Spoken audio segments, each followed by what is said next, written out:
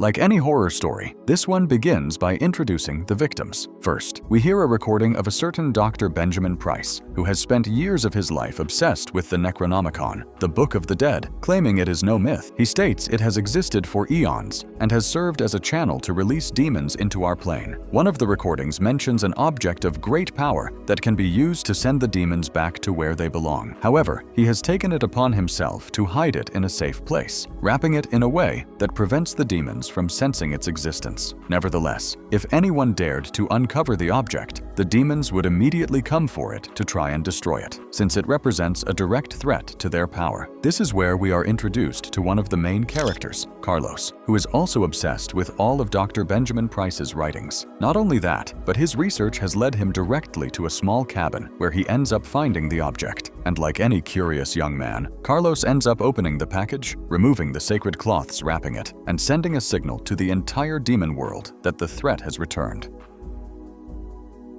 A few seconds later, the scene shifts, and we meet Leo, who is out fishing on the lake with his friend Jarek. Although they haven't caught any fish, the conversation is flowing, which helps pass the time nicely. Everything is fine until Jarek finally manages to pull up a cage full of lobsters, securing a delicious dinner for the group. However, the calm vibe is ruined and by a call from a girl named Emily, who won't leave Leo alone. He is completely sick of declining her calls. After putting the cage back in place so it can keep catching lobsters for another day, Leo starts the boat engine, while Jarek sets down a small pot of water to make some tea. Still, the trip continues to be ruined by Emily's incessant calls. We now learn she is Leo's girlfriend, and she only seems happy when ruining his plans with his friends. The moment Leo steps away to answer the phone, something strange happens. Both fishing rods hook something massive, which strips the reels in a couple of seconds and tears the holder right off. Jarek refuses to give up and keeps reeling in, catching sight of a dark shape surfacing and slowly moving closer.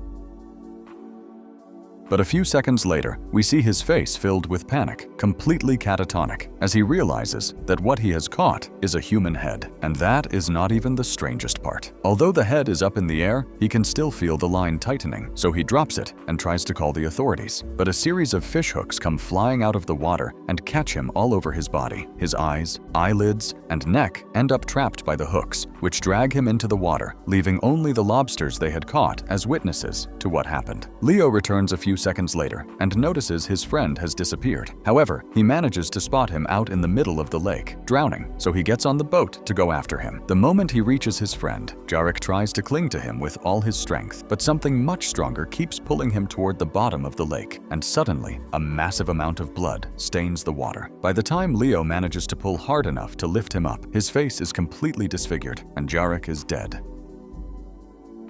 But that is not the worst part. Leo is still trying to pull him out of the water, and when he succeeds, he discovers his friend has been devoured from the waist down. You don't need to be a genius to realize he has to get out of there immediately, especially since he sees hands reaching out of the water, grabbing the boat, and flipping it over, causing him to suffer the same fate. The last thing Leo sees is a dead girl with a demonic face, staring and smiling at him from the dock. At that moment, the water around him begins to boil, and Leo ends up boiling alive along with thousands of fish. His burned body manages to crawl to the shore, where we see the same girl emerge from the water and walk through the woods toward the road. Spotting a car approaching, she decides to stand right in the middle of the path. Just as the car hits the girl with tremendous force, the scene shifts to a local nightclub where young people are enjoying themselves in an atmosphere full of drinks and excess. There we meet Emma and Joseph, who are a couple, and today is his birthday. Alice, Emma's best friend, heads to the bar for another bottle of champagne, but her boyfriend Will tries to stop her, telling her she's already had 3 bottles and should slow down.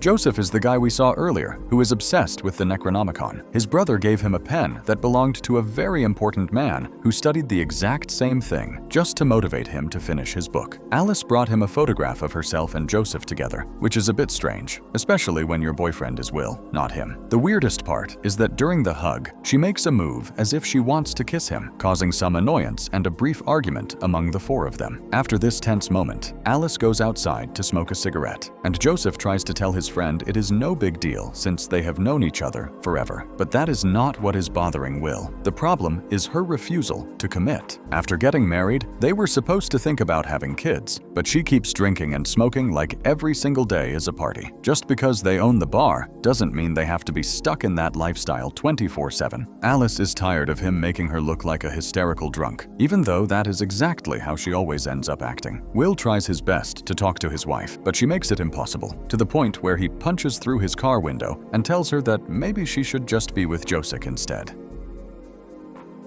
After insulting her, he gets into his car and drives off, ignoring his brother's attempts to stop him from driving drunk. This is where the scene connects us to the previous event, and we realize that Will was the guy behind the wheel when the demon woman appeared in front of him. Now we see the second part of the accident, when the car flipped over and the flames ended up consuming his body. The horrific part of the accident is that before the fire started, Will tried to tell the girl not to move, or she would end up cutting herself worse on the glass. She did it anyway, and her head almost detached while she called him by his name and smiled. She told him they had finally found him, and now he would lead them to his family. After that, the head fell off and began reciting words in a strange language, sparking the fire that quickly consumed Will. Following this, the story jumps forward in time to the funeral, where Emma tries to make Alice look presentable, and Alice notices that Joseph has a gun in the glove compartment, noting she didn't think he was such a bad boy. Although it is hard for her, Alice gets out of the car and stands before Susan, Will's mother, who gives her a hug. Then she tries to greet Polly, the grandmother, but she hasn't said a single word in over a year.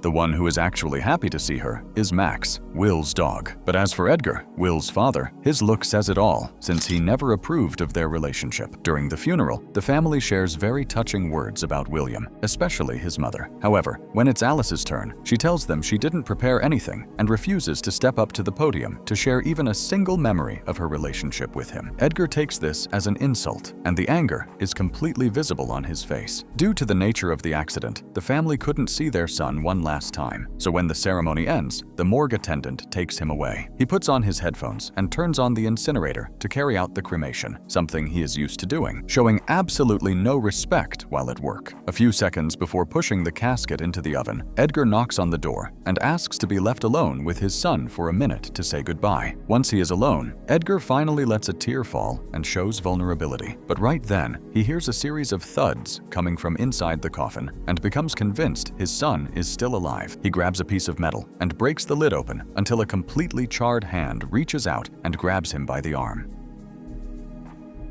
Just the touch of Will's hand burns his father. A few seconds later, the boy emerges from the casket, his body completely charred, turns his attention to the employee, and murders him in a way so brutal that it happens off-screen. Blood splatters everywhere, and all we can see is Edgar's right eye turning blood red as he witnesses what his son is doing. Edgar doesn't say a single word. He just walks out of the morgue and gets into his car, telling everyone they need to hurry up because he wants to get out of there as soon as possible. Alice wants to leave too, and isn't excited about having dinner with the whole family tonight. She is absolutely sure they never accepted her and are only faking politeness. Upon arriving at the house, Joseph can't find his parents anywhere, so he checks all the rooms until he finally reaches the attic and finds his mother, nearly obsessed with making the bed Alice will use. Susan asks Joseph why he hasn't gotten rid of all these things, knowing his grandfather was crazy, but he tells her that's not true. He just studied something nobody else ever had, and now we know that Benjamin Price is Joseph's grandfather.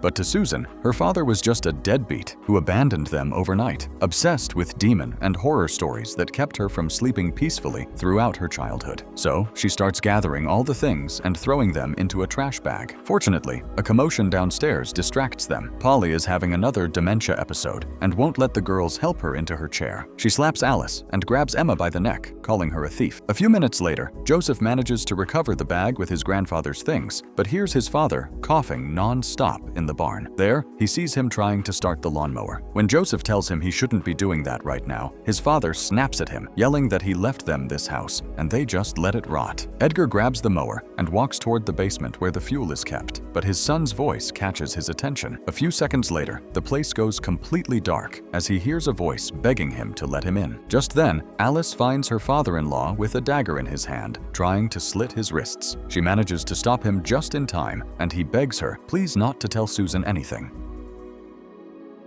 so she just goes up to the kitchen, where Susan is feeding Polly, and tells her that she dropped some plates, lying that this is why there is blood on her hand. That night, before dinner, Joseph plays the wedding video for the family, so everyone can catch a glimpse of William laughing and forget their sadness at least for a minute. At the head of the table, Edgar keeps coughing, as if he has something caught in his throat. This tense moment is the one Alice picks to tell everyone that she will no longer manage the club or the restaurant, as she is planning on moving back to Paris with her family. This is the second time Edgar takes her words as a personal insult. Even Susan condemns her choice, since it was Will's dream to have a French restaurant, and wonders how he can do it if his wife leaves and refuses to take care of what they built together. Susan begs her not to go, reminding her she could own 2 highly successful businesses and that she owes it to Will. But Alice is set on leaving, and right then, we see Edgar reach out to grab the corkscrew. The only things running through Alice's mind are the arguments and fights she had with Will in that kitchen, proving their relationship was no bed of roses.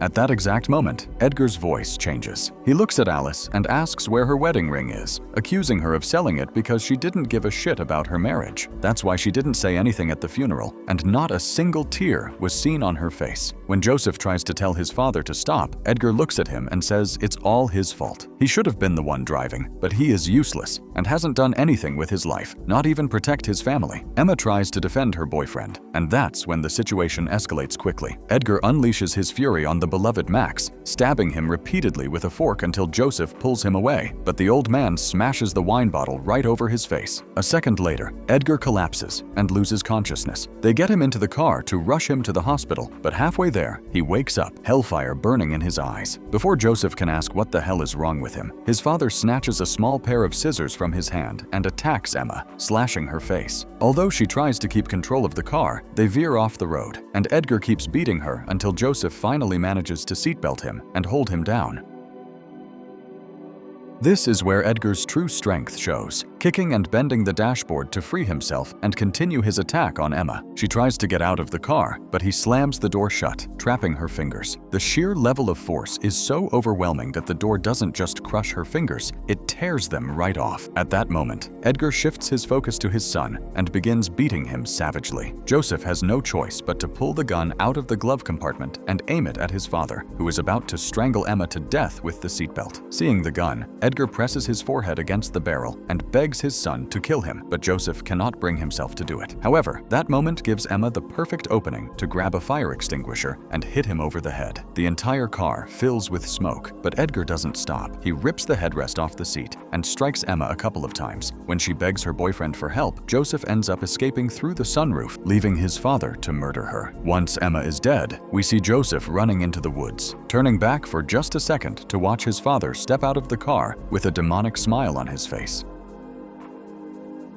At the exact same time, Susan and Alice are burying Max when it starts to snow, something that hasn't happened in a very long time, and they take it as a good omen, though they couldn't be more wrong. When they return to the house, Alice puts the shovel away in the barn and ends up discovering Joseph's grandfather's belongings, especially his journal, which is filled with rituals and demonic drawings. Even though the reading is deeply terrifying and grim, it is far too intriguing for her. She spots 4 words written on a single page and reads them aloud, then finds the section about the dagger, crafted by the Circle of Wise Men, a weapon that can stop the demons. One by one, Alice recites the words in the book. The first is Kunda, then Estrada, followed by Montos. When she finally speaks Kanda, the last of the 4 words, Max, who should be deep underground, crashes through the window and attacks her furiously. The dog has demonic eyes and a foaming mouth, but before he can bite her, she grabs a pair of gardening shears and stabs him. The scene cuts to the kitchen, where Susan is trying to distract herself by washing dishes, leaving the dishwasher open. Alice runs in completely terrified, and a few seconds later, Joseph appears, breathing heavily, telling her that his father just killed Emma. Before they can wrap their heads around what the hell is happening, someone knocks on the door. Alice can clearly hear Emma's voice, so she opens the door, but what they end up seeing is far from normal. It is indeed Emma, but she is completely covered in blood and has the seat headrest impaling her neck. After ripping it out, she turns her attention to the family and paces through the living room. There, she grabs a candle from the table and toasts to her perfect family, staring directly at Joseph as she drinks down all the burning wax. Right after that, she loses total control and lunges at Susan. The kids try to stop her, and an intense struggle breaks out until they manage to shove her into the basement, where she breaks several bones tumbling down the stairs. Those few seconds are enough for them to grab the grandmother and try to escape the house, but outside, they run into Edgar, who is staring at them with those same demonic eyes and smiling. Susan tries to reason with him, but at that moment, Edgar whistles and Max appears. Next, he pulls out a gun and aims it at his family, telling Joseph that he should have died instead of his beloved Will. Then he turns the gun on himself, puts it in his mouth, and pulls the trigger, blowing off a large part of his skull. But that doesn't kill him. In fact, he grabs the gun once more, presses it against his temple, and shoots himself again and again and again.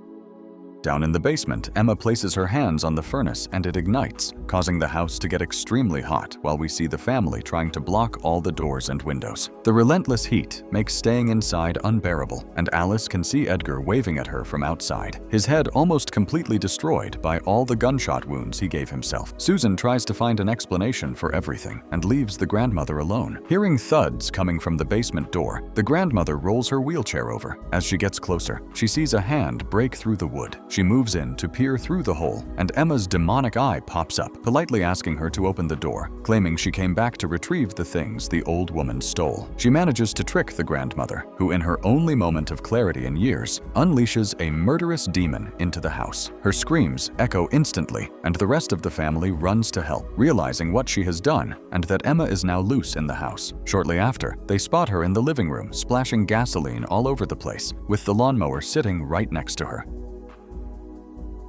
When Joseph grabs a lamp to strike her, Emma vanishes in an instant. The next second, they see her clinging to the ceiling, lunging at Alice, and once again, Joseph freezes in pure panic. Cowardice takes over his body, and he can't even help his mother, who is brutally beaten until she crashes through a wall. At the same time, the grandmother slowly rides up in her chairlift, telling the family she knew that girl was a thief. Joseph runs to the kitchen, where Emma plays with him as she pleases. She spots the open dishwasher with all the silverware pointing upward. Knives, forks, and everything else. She inches closer and whispers "boo" right in his face, causing Joseph to fall onto the utensils and stab himself half a dozen times. To worsen his pain, Emma throws herself on top of him, doubling the weight and laughing as the blades pierce him deeper. Joseph manages to surprise her by driving the corkscrew into her neck, but she rips it right out. Blood drenches Joseph's face, and she takes a moment to lick it off. A second later, the grandmother's scream echoes, and Emma decides to leave Joseph there for a moment to deal with her. Polly tells Emma the money is under her mattress, to just take it and get out. But Emma reveals they came for something else that her husband hid, and that she ought to know where it is.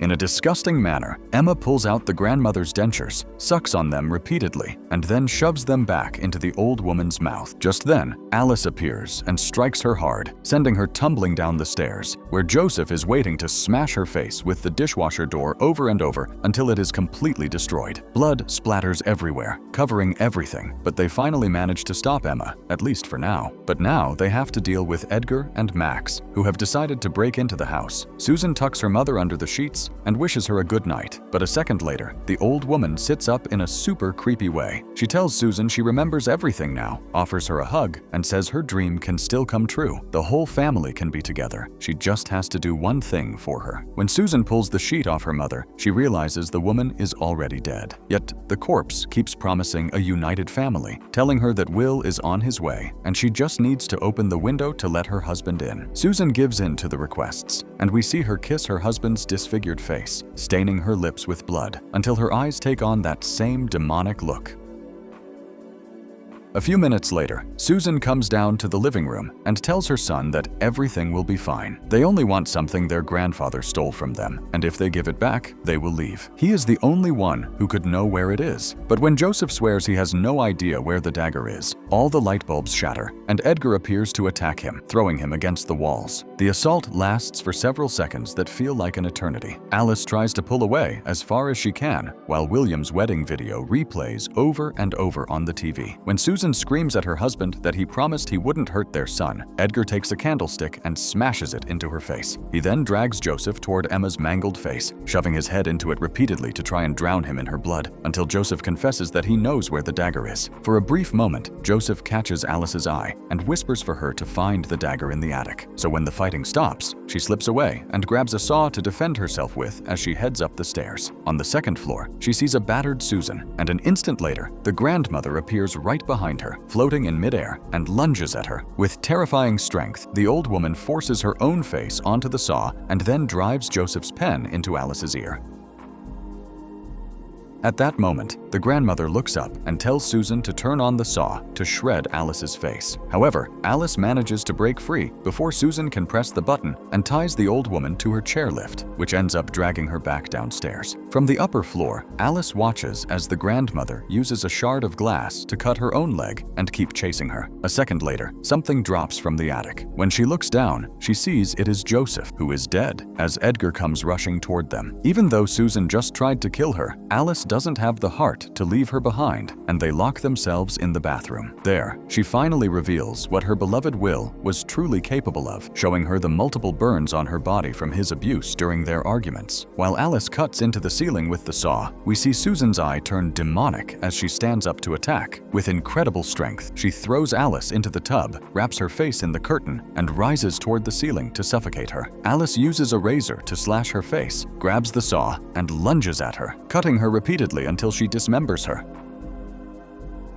Then she finishes cutting the hole in the ceiling and climbs into the attic. She only has a few seconds to find the dagger, while we see that Joseph has already turned into one of them and is climbing up through the opening. Inside a duffel bag, Alice finds over a dozen daggers, but doesn't know which one is the right one. She starts stabbing Joseph repeatedly until she finally hits the mark and drives the correct dagger into his heart, sending him tumbling back down. However, she still has to worry about Edgar and Susan, who chase her all the way up to the roof. The bad news is that Alice loses her grip on the dagger, and it drops onto the porch while she climbs toward the chimney. With no other options left, the girl drops down the chimney flue and makes it into the living room, but Susan manages to catch up to her, leaving her with no choice but to use the saw to cut her head off. When Edgar falls down the chute next, she attacks him with the same saw and splits his head in two. Right then, she notices the heavy stench of gasoline, so she tosses the lighter Will hated so much to set her father-in-law and the whole house on fire. As she escapes the burning home, Max attacks her, but she already has the dagger back in her hand and manages to kill the dog while her husband's family burns behind her.